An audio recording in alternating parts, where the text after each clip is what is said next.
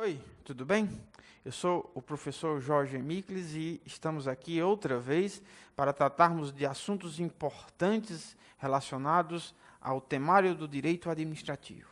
Hoje, no vídeo, nós vamos apresentar dois poderes da administração pública, especificamente, que são importantíssimos para a compreensão geral daquela teoria dos poderes da administração. Aqui, propriamente, nós vamos apresentar o poder vinculado e o poder discricionário. Como eles se correlacionam, é importante que nós o tratemos em um vídeo só. Bom, o poder vinculado, ele tem vez quando a administração pública, ela não possui, o agente público, melhor dizendo, ele não possui nenhum tipo de liberdade de escolha.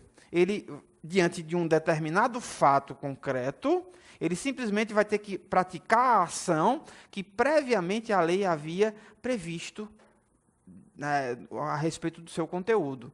É um ato onde não há nenhum tipo de liberdade, nenhum tipo de possibilidade de ponderação por parte do agente público. Ele pega o fato e aplica a lei. Esse é o chamado ato vinculado. Ora, obviamente, pela lógica, fica claro que haverá outro tipo de ato, outra espécie de ato do exercício de poder, por intermédio do qual o agente público terá algum tipo de liberdade. Ora, esse segundo tipo de ato seria o ato discricionário. Então, primeiro, a característica do ato vinculado. O agente público não tem liberdade de escolha alguma. Ele simplesmente tem que praticar um ato cujo conteúdo a lei previamente já estabelece. Em outros atos, no exercício, portanto, de outro tipo de poder, que vem a ser exatamente o poder discricionário, o agente tem algum grau de escolha. Esse grau de escolha não pode ser absoluto. Esse grau de escolha sempre terá limitações da lei, porque se estamos diante de uma atividade do Estado, de uma atividade administrativa, essa atividade necessariamente estará condicionada ao conteúdo da lei. De tal sorte que, mesmo quando a lei admite algum tipo de liberdade, algum tipo de possibilidade de escolha por parte do agente público, essa possibilidade será, primeiro, limitada pela lei. E só poderá dizer respeito àqueles elementos, àquele conteúdo que previamente a lei estabelecer.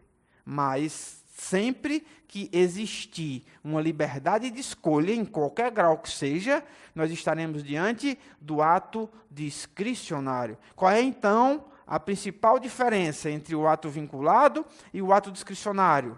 Se não no fato de que, no primeiro, no ato vinculado, o agente público não escolhe nada, ele aplica a lei cegamente, independente do que propriamente ele pondere. A lei já diz qual é o conteúdo do ato que ele tem que praticar. Enquanto que no ato discricionário, ele vai ter algum tipo de liberdade de escolha. Ele vai ter que ponderar certas questões e só depois de ponderar essas questões diante do caso concreto é quando ele poderá escolher. O ato, portanto, pode ter mais de um conteúdo possível.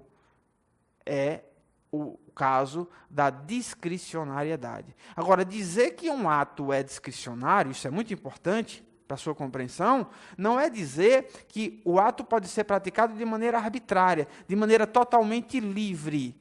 A ponderação que a lei permite, que o sistema jurídico permite com relação à liberdade do agente público, é aquela ponderação que diz respeito a escolher, diante do caso concreto, qual é a melhor ação que atende ao interesse público. Então, não é uma liberdade egoísta, não é uma liberdade privada que possui o agente público. Ele não irá fazer o que é melhor para ele. Ele não vai fazer o que ele compreende que melhor atende ao seu interesse. Ele vai fazer a ação, ele vai praticar o ato de acordo com o que melhor atenda ao interesse público. É essa liberdade que ele tem, que é a liberdade não de escolha propriamente, mas de ponderação. É nesse sentido que os estudiosos vêm dizendo que, no ato discricionário, a liberdade que é posta nas mãos do agente público é aquela liberdade de verificar a oportunidade